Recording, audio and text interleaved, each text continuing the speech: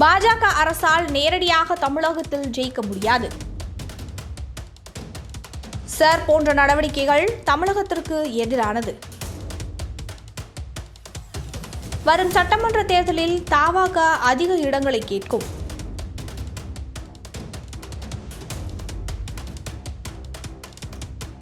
இது குறித்த முழு விவரங்களை தெரிந்து கொள்ள உங்கள் தமிழில் பாருங்கள். இது தமிழர்களின் குரல். உண்மை, சமத்துவம், சமூக பொறுப்பு கொண்ட செய்திகளுக்கு உடனே சப்ஸ்கிரைப் செய்யுங்கள்.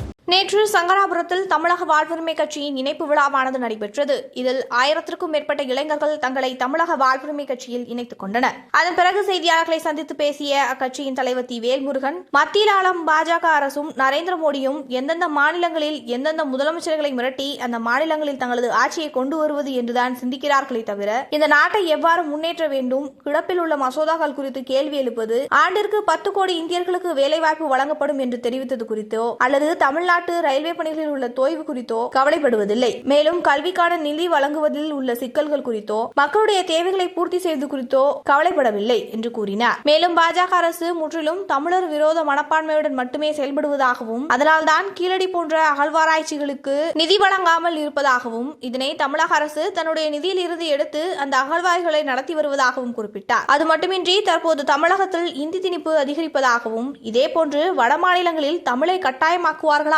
என்றும் கேள்வியும் எழுப்பினார். தமிழையும் தமிழரையும் அழிப்பதில்தான் பாஜக அரசு முழு மூச்சாக இருப்பதாகவும் குற்றம் சாட்டியுள்ளார். மேலும் கூட்டணி குறித்து பேசிய அவர், நாங்கள் இன்னும் திமுக அரசின் தலைமையில் உள்ள மதசார்பற்ற ஜனநாயக முற்போக்கு கூட்டணியில் தான் இடம்பெற்றிருக்கிறோம். வரும் தேர்தலில் கண்டிப்பாக அதிக இடங்களை கேட்போம் என்றார். அது மட்டுமின்றி தமிழகத்தில் பாஜகவால் நேரடியாக ஜெயிக்க முடியாது என்ற காரணத்தினால் வட மாநிலவர்களுக்கு அதிக அளவு வாக்குரிமை அளிக்க திட்டமிடுவதாகவும் சார் போன்ற நடவடிக்கைகள் தமிழகத்துக்கு எதிரானது என்றும் குறிப்பிட்டுள்ளார்.